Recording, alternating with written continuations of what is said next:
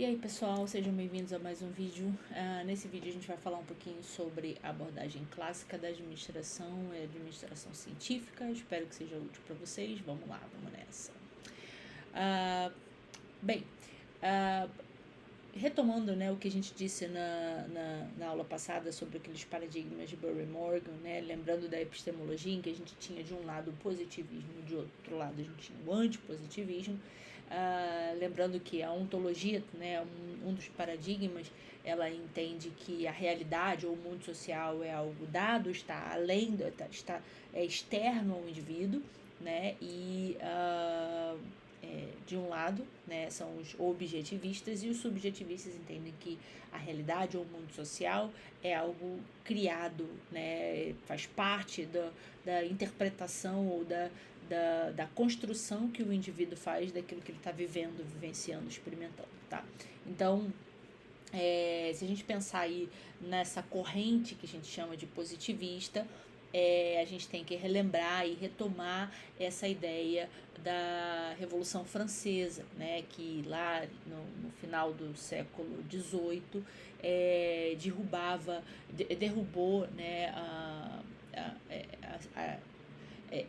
as bases filosóficas que entendiam que o homem vinha de um ser divino, e bases religiosas, na verdade, né, que o homem vinha de um ser divino, que o rei, né, a monarquia eram pessoas indicadas por Deus.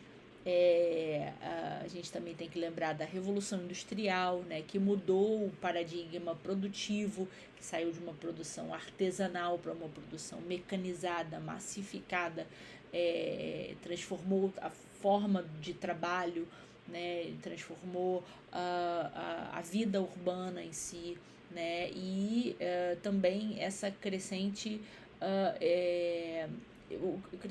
crescente descrença nas explicações religiosas e metafísicas do mundo, né?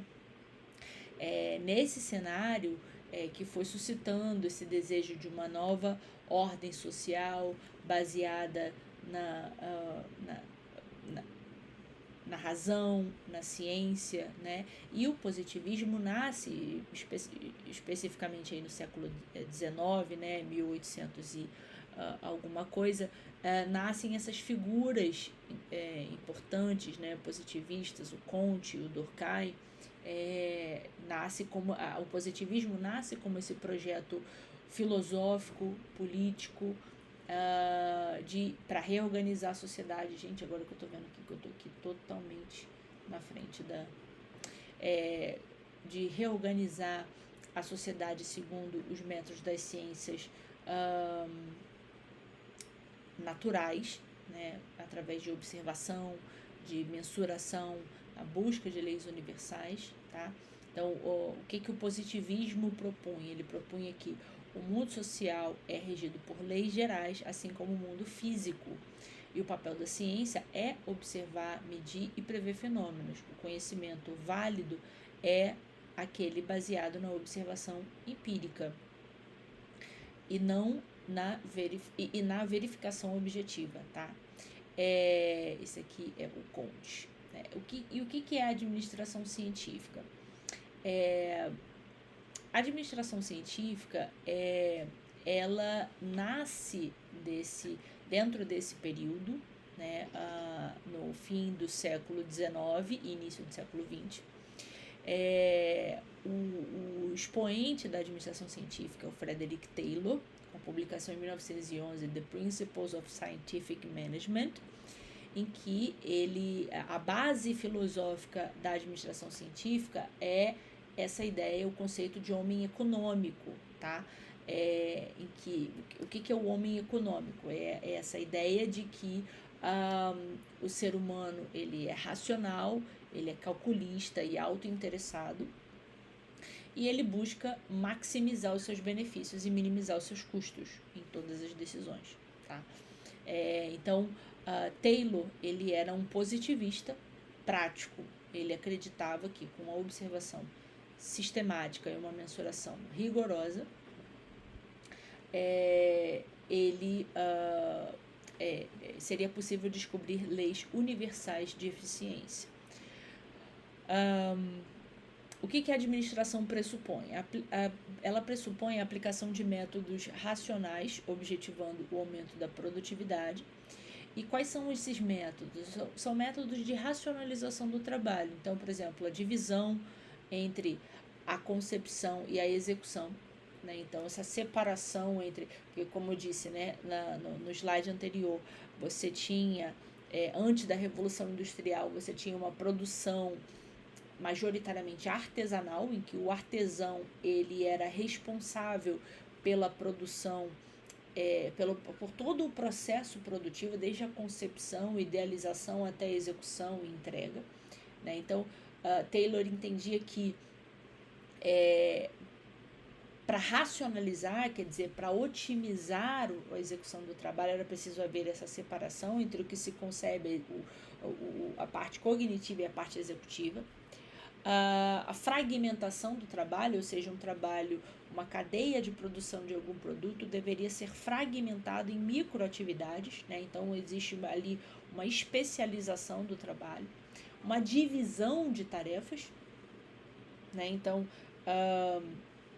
olha que eu vi que continua pequenininho, uma divisão de tarefas, né? Então, a especialização desses operários, né? Quem nunca viu aquele filme do Charlie Chaplin, né, Tempos Modernos, em que ele é ultra especializado em parafusar, né, ou apertar parafusos, né? Então ele sai fazendo aquilo o tempo todo, ele só faz aquilo, né? Ela era a tarefa que ele era especialista, né? Isso vem da Revolução Industrial, das ideias da administração científica, tá?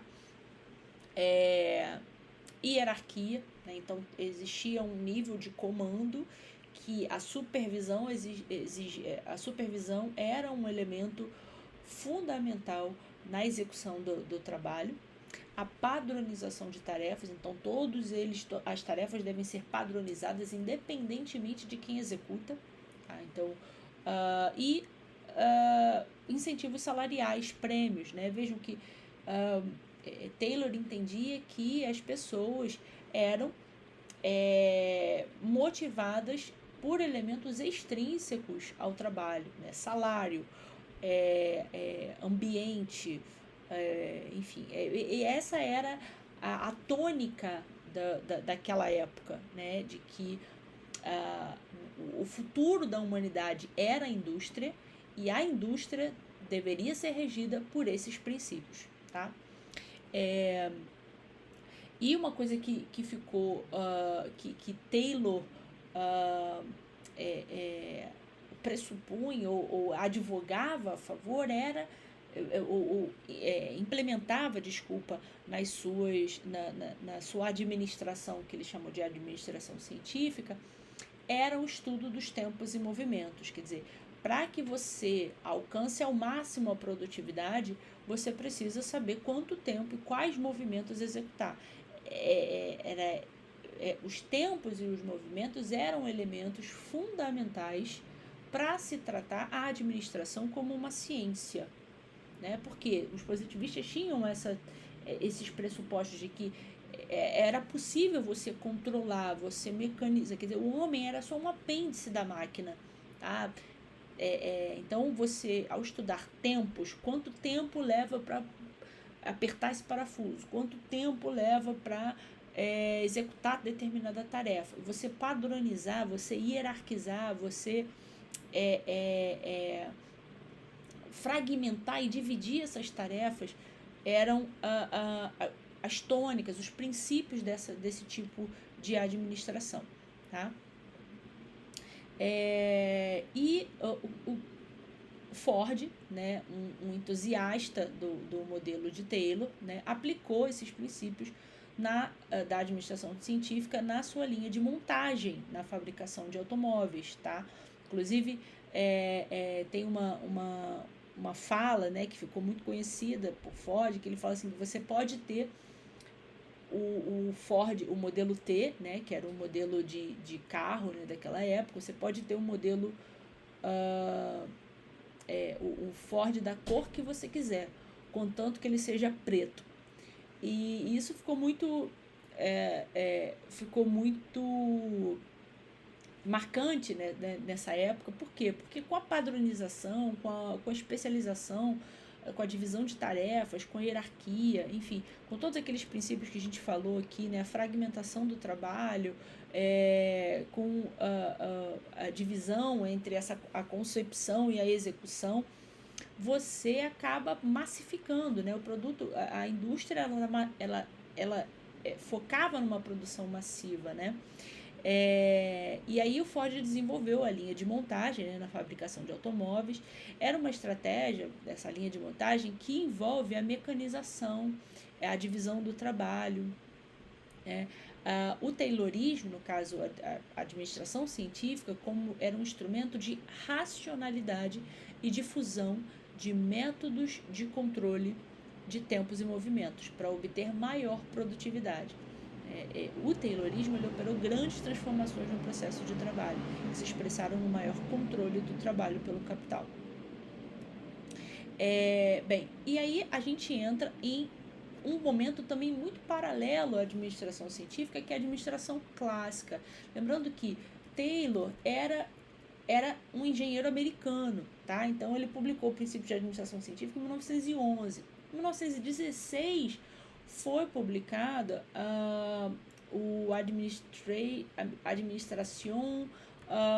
esqueci o nome, Administração Industrial e Generale, que era do Fayol, uma publicação do Fayol. Também, claro que era em 1911, 1916, ali estava muito próximo, mas o Fayol já entendia também, assim como Taylor, da necessidade mecanicista, funcionalista, padronizada, rígida, mas o Fayol entendia mais, olhava mais para o enfoque da organização como um todo, né? Ele acreditava que os princípios da administração científica se aplicavam à indústria como um todo, sabe? Opa, tô novamente em frente a... Meu Deus do céu. Me desculpem, gente, eu sou muito ruim. Vou botar aqui em cima do livrinho. Então, assim, vários teóricos da administração defendem que, pelo menos até a década de 1930, os gestores, os administradores enfrentavam um ambiente empresarial essencialmente mecanicista, né? Como eu disse, o homem era apêndice da máquina, né? Longe desses princípios organicistas que as empresas vieram adotar somente muitos anos depois. Nessa época, os administradores não possuíam uma visão estratégica, eles atuavam predominantemente de forma reativa, né? Em paralelo com Taylor, nessa época, o Fayol, ele enfatizou que o sucesso de uma empresa dependia muito mais da habilidade administrativa dos líderes, né, do que as suas habilidades técnicas. Para Fayol, administrar é governar ou gerenciar um negócio público ou privado. Isso significa procurar fazer o melhor uso possível dos recursos disponíveis para atingir os objetivos da organização. A administração inclui, portanto, todas as operações da organização. No mesmo paradigma funcionalista, né, essa ideia de homos econômico, homem racional, lógico, ele age conforme seus próprios interesses, né, Fayol propôs uma teoria geral da administração, né, focando em toda a organização, na estrutura organizacional e buscando também, claro, eficiência no nível da gestão da administração. Ambos, tanto Taylor quanto Fayol, eram engenheiros, né, mas Fayol ele era um pouco mais interdisciplinar do que Taylor, tá? O Fayol é tido como o pai da escola clássica da administração, mas ele tinha essa orientação mais interdisciplinar e voltada para a ciência social, diferente de Taylor. Bem, o que Fayol disse que era a administração? Administrar é governar ou gerenciar negócio público ou privado. Significa procurar fazer o melhor uso possível dos recursos disponíveis para atingir os objetivos da organização. A administração inclui, portanto, todas as operações da organização. Então, para Fayol era muito focado na liderança, gente. Muito focado na liderança. Agora eu acho que já posso voltar aqui para o meu cantinho. Pronto. Fayol era muito focado na liderança. Para Fayol, um bom administrador, mesmo que tecnicamente medíocre, ele é mais útil para uma organização do que um cara brilhantemente técnico, mas um administrador medíocre. Então é muito melhor ser um administrador muito bom, mesmo que tecnicamente medíocre. Então, para você ver o peso que ele colocava na função de administrar, tá?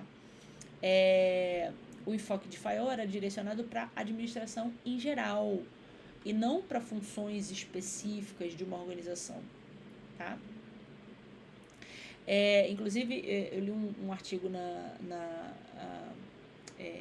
revista de administração da Mackenzie, se não me engano, em que os autores exaltam, né, as publicações de Fayol, enfim, uma pesquisa documental muito interessante, e eles falam assim, olha, se a gente tivesse acesso a esses documentos lá atrás, ou as pessoas dessem mais importância às publicações de Fayol, a gente não estaria perdendo tanto tempo com essa batalha semântica que existe, especialmente nas publicações em inglês, entre administration e management, quer dizer, entre administração e gestão. Afinal, existe diferença entre essas duas coisas. E aí, o que eles falam? Que a administração, né, claro que a gente já sabe, né, que Taylor era americano, Fayol era francês.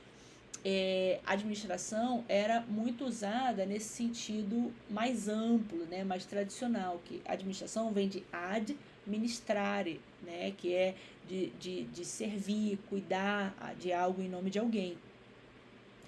E a administração estava muito associada ao serviço público francês, né, na gestão de bens coletivo, de bens coletivos, né, ao serviço do Estado, né. Administrar tinha esse sentido mais moral, mais político, ligado à responsabilidade, à justiça, à ordem social, tá? E administrar era governar com racionalidade ética. Já o management, ele nasce mais dentro do contexto norte-americano e ele deixa de ser apenas atos de governos e passa a ser também das empresas, né, como uma técnica de produtividade, de eficiência, de controle, sabe? Então, o foco ele sai um pouco do Estado, né, e passa a ser de uma empresa privada. E aí que nasce o termo de management, né, de gestão, né, mais associado a esse controle técnico, a essa mensuração, à produtividade, ao lucro, tá? Então, essa passagem de administration, ou administrar, e management, gestão, ela reflete assim, uma mudança de paradigma. E o que os autores nesse artigo da RAM falam é que Fayol se aproximava muito do administrare, né, e já Taylor era mais do management. Quais são as funções do departamento administrativo segundo Fayol? São 5, né? O POCCC. O planejar, o organizar, o comandar, o coordenar e controlar. Tá? O planejar, para Fayol, o mais importante, o mais abrangente, né? Planejar tem a ver com prever o futuro, né? O que vai vir, e tem a ver com estabelecer ações para lidar com esse futuro. Tá? Então, qual é o plano de ação que vai ser seguido com base naquilo que eu estou vendo que vai acontecer. Então, esse é a função da administração, planejar. Fayol acreditava que administrar é uma função técnica e universal, aplicável a qualquer tipo de organização. Seu foco era a estrutura da organização, lembrem disso, seu foco é a estrutura da organização, e não apenas o trabalho individual, né? Taylor focava muito no trabalho, na divisão das tarefas, no homem, no indivíduo, né? Fayol pensava a organização mais como um todo, na estrutura. Em segundo lugar, outra função da administração, do departamento administrativo, como Fayol dizia, é organizar. Organizar é dispor desses recursos humanos, materiais e financeiros. Aliás, a administração nasce para equilibrar essas três dimensões, né, recursos humanos, materiais e financeiros, estão dentro da função de organizar. Depois tem a função de comandar, que é dirigir, orientar subordinados, tem a ver com a comunicação com as pessoas, tá? Coordenar é você integrar essas atividades e esforços, e controlar, que é observar, verificar se aquilo que foi planejado lá no início está condizente com os objetivos, está sendo cumprido, está entregando resultados, está alcançando as metas. Tá? Então, segundo Fayol, esses são as 5 funções da administração. Inclusive, tem um exemplo, assim, uma história, né, prática que é bem interessante, que, como eu disse, né, planejar era a principal função do departamento administrativo para Fayol, e ele dizia o seguinte, que na época se deixava muito a produção na mão da área de vendas, ou seja, se você vendia, você produzia. E era uma coisa comum naquela época, né, no início do século XX. E aí, os autores desse artigo explicam que Fayol foi um crítico da prática de deixar a área de vendas dirigir a produção, o que era comum em seu tempo. Isso porque, quando uma grande quantidade de carvão de alta qualidade era vendida, as minas tinham que escavar produtos de baixa e alta qualidade, uma vez que esses diferentes produtos não podiam ser separados no processo de produção, gerando estoques dos produtos que eram mais difíceis de comercializar. Ou seja, a venda, ela só queria vender produto de alta qualidade, mas aí ia ficando encalhado o carvão que era de baixa qualidade, né? Então, por isso a necessidade de planejar, né, de organizar, de controlar, de coordenar, né, de comandar. Então, eu gosto desse exemplo do carvão, porque sempre dá uma ideia assim, ilustrativa de como que Fayol olhava para as organizações, né, para as empresas. E, assim, os princípios que ficaram muito famosos do Fayol são os 14 princípios universais da administração, né? Unidade de comando, cadeia de comando, autoridade e responsabilidade, divisão do trabalho, centralização, ordem, unidade de direção, disciplina, subordinação do interesse individual e geral, remuneração justa, equidade, estabilidade do pessoal, iniciativa e espírito de equipe. Na verdade, assim, esses autores desse artigo da revista de administração Mackenzie, eles, na verdade, eles começam descrevendo que o Fayol, ele primeiro apresenta 10 itens, 10 princípios, que foram a base para esses 14 posteriormente, tá? Fayol ele era muito famoso pelas suas palestras, enfim. E os autores desse artigo, eles fazem até uma crítica, porque eles dizem que essa imagem de Fayol mecanicista, rígido, tal como Taylor, ficou muito embaçada, porque existia um estereótipo forte do funcionalismo, especialmente por ele ser engenheiro, né? Então, por exemplo, ele advogava que as organizações, as empresas, deviam seguir uma unidade de comando. Então, o Fayol dava muita ênfase ao papel do líder, né? Não como uma organização, aquela organização radial primitiva, né, em que você tem o líder e tem vários subordinados. Não, mas a figura do líder, né, até aquela fala que ele advoga, né, de que um líder bom é muito mais útil à organização, mesmo ele sendo tecnicamente medíocre, né? Então, ele dava muito valor à liderança, né? Então, e a unidade de comando, você tem um líder que orienta, que coordena e que dirige aquela organização. Um outro princípio também que, segundo Fayol, as organizações deveriam ter é essa cadeia de comando, né? Uma hierarquia, todo mundo sabe a quem se reportar. Autoridade, responsabilidade, quer dizer, a autoridade é um conceito abstrato, mas é aquilo que legitima o poder, né, a função que legitima as ações daquele indivíduo perante os seus subordinados, tá? Porque ele tem autoridade para aquilo. e responsabilidade também, no sentido de que ele será cobrado caso ele é o responsável por garantir o atingimento dos objetivos. Tá? A divisão do trabalho, tal como o Taylor, né, você dividir ali um trabalho, ao invés de ser artesão, né, você dividir em tarefas. A centralização, você tem um poder central que orienta as operações, as atividades de uma organização. Ordem, unidade de direção também está muito ligado a essa unidade de comando, né? Disciplina, subordinação do interesse do individual geral, quer dizer, organizações e empresas eram coletivas, deveriam ser coletivas. Mas Fayol também advogava em torno de remuneração justa, equidade, estabilidade, iniciativa, espírito de equipe, que são princípios mais, digamos, soft, né? Existiam críticas, né, para a administração clássica, né, de Fayol.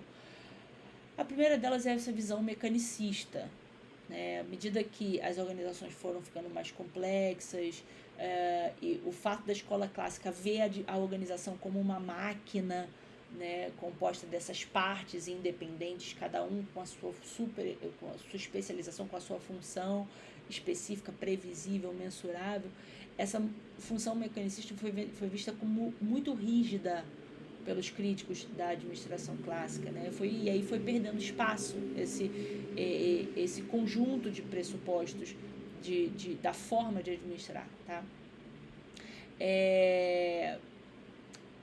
A administração clássica também sofreu muitas críticas porque desconsiderava fatores humanos, sociais, psicológicos, né? Então, essa concepção reduzia muito o papel do humano a uma peça dentro de um sistema produtivo, né? Ignorando completamente quase que a espontaneidade, a criatividade, a subjetividade, as dinâmicas sociais próprias do ambiente de trabalho, tá? A administração clássica também supunha um ambiente estável, previsível, o que raramente acontecia, né? Então, para Fayol e para os faiolistas, né, o comportamento dos trabalhadores é aquela ideia de homos econômicos, tá? O homem era visto como racional, como previsível, orientado exclusivamente por benefícios, incentivos econômicos, tá? Que é uma leitura simplificada do indivíduo, né? Reduzir ele ao que ele produz e ao que ele recebe e ponto, acabou, né? Isso é muito simplista, uma visão muito simplista do indivíduo. A administração clássica também sofreu muita crítica por conta de enfatizar essa hierarquia, o controle, em detrimento da criatividade, da participação. A mesma coisa, né? Essa ênfase na hierarquia e no controle, ela tem essa capacidade de tolir o indivíduo na sua criatividade, na sua inovação, tá? Limita a autonomia dos trabalhadores, tá? Bem, eu vou deixar agora essa parte para a próxima, mas eu queria mostrar para vocês essa publicação aqui. Eu vou colocar aqui, vou me colocar desse ladinho, isso, que é o capítulo 2 do livro do Lacombe, que é o papel das organizações. Por que a gente deve... Cara, eu tô muito grande aqui, calma aí, deixa eu me diminuir aqui, só um minutinho, galera. Vamos lá, pronto, acho que agora foi. Bem, esse capítulo é muito interessante porque ele fala por que as organizações existem, para que organizações, o que são organizações, né? E eu acho esse é um capítulo muito, muito interessante que eu gosto de ler, embora esteja tem algumas informações aqui que estão meio outdated, né, que são datadas, são meio ultrapassadas, né, vamos dizer assim. Mas os autores eles começam advogando que, olha, as organizações que são as organizações que executam quase todas as atividades da sociedade moderna. As organizações representam um dos elementos mais importantes da sociedade atual. Em geral, as pessoas nascem em hospitais, são educadas em escolas, trabalham em uma organização, tá? Uma empresa que seja, tá? Então, tudo acontece por meio de organizações. As organizações obtêm, em média, desempenho tão superior aos indivíduos que, na maioria dos casos, fica difícil uma pessoa competir sozinha com aquilo que está sendo executado por uma organização. Então, o que é efetivamente uma organização? Ele começa falando sobre um grupo de pessoas que se constitui de uma forma organizada para atingir objetivos comuns. E como que surgiram as organizações? As organizações, primeiro, eles advogam, né, que as organizações permitem alcançar padrões mais elevados e uma qualidade de vida melhor. E aí ele vai cadenciando, né, o que uma organização tem mais do que um indivíduo. Tá, deixa eu aumentar um pouquinho aqui. O que uma organização tem mais do que um indivíduo, né? É impossível você obter uma alta produtividade e sem uma especialização, e essa especialização, por conseguinte, exige uma divisão do trabalho, essa divisão do trabalho que vai levar a maior produtividade, e isso só acontece uma vida em grupo. Quer dizer, um grupo de indivíduos trabalha muito melhor do que um indivíduo sozinho. E aí tem... Só que o problema é que desse grupo de indivíduos vai aumentando a complexidade, a dificuldade de tarefas, o número de tarefas, o número de atividades que, a partir de certo... E aí ele chega até na família, né, nessa ideia de família como uma organização, e só que aumenta tanto a complexidade que a família não dá conta da complexidade das atividades. E ele fala, a partir de certo grau de complexidade, o modelo de convivência da família e da tribo, baseado em vínculos afetivos, divisão do trabalho e predomínio da tradição, não é capaz de garantir a estabilidade da ordem social. Por maior que seja sua força coercitiva, nenhuma lei ou poder soberano consegue sustentar se não existe uma aceitação difusa, ou pelo menos a indiferença e o sentimento popular que o legitime. A figura 2.1 mostra o fluxograma que representa o processo acima. Então, por exemplo, para obter um padrão de vida satisfatório, exige-se um alto padrão de consumo. Então, o padrão de vida satisfatório requer um alto padrão de consumo. Então, ou seja, para você ter muita satisfação, você tem que consumir muito, né? Satisfação advém do consumo. Mas para ter esse alto consumo, você tem que produzir muito. Depois de produzir muito, quer dizer, mas como manter a alta produção? Aumentar muito a produtividade. Só que aumentar muito a produtividade requer uma especialização. Essa especialização também, para alcançar essa especialização, você tem que dividir o trabalho. Dividindo o trabalho, a divisão desse trabalho requer uma troca de bens e serviços produzidos pelos especialistas. Quer dizer, você tem uma troca ali, que requer uma vida em grupo. Essa vida em grupo requer uma liderança requer a organização, e a organização, por conseguinte, requer a administração. E aí ele vem, né, descrevendo todo esse passo a passo, né? Só a troca se ambos saem ganhando. Essas trocas em tempos pré-históricos constituem um embrião do que a gente chama de mercado. O que é o mercado? É um grupo de compradores e vendedores. A organização mais simples possível são membros que aceitam uma liderança, e essa liderança caracteriza a existência de uma organização. Então, uma organização é um grupo de pessoas que aceitam uma liderança. Então, aí você tem uma organização radial primitiva, em que você tem vários seguidores em torno de um único líder. Só que essa é a forma mais simples de organização. Uma outra forma gráfica de representar uma organização, né? E aí você tem os níveis intermediários de liderança. Ele dá o exemplo da construção das pirâmides, né?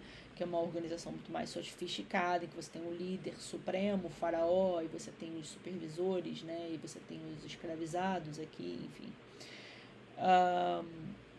Bem, e aí, pulando para as organizações mais modernas, você tem um aumento de complexidade das demandas, dos metas, dos objetivos, das tarefas. Você também tem outras variáveis aí envolvidas, né? São variáveis geralmente mais subjetivas. Bem, e aí você tem uma exigência de organizações mais complexas e formas de administrar diferentes. Tá? Bem, esse capítulo é bem interessante. Ele vai falando sobre organização formal e informal, que é uma coisa que eu vou falar no próximo vídeo, tá? Bem, eu espero que vocês tenham gostado desse vídeo. Não esqueça de dar um joinha e um like pra gente continuar gravando. Até a próxima!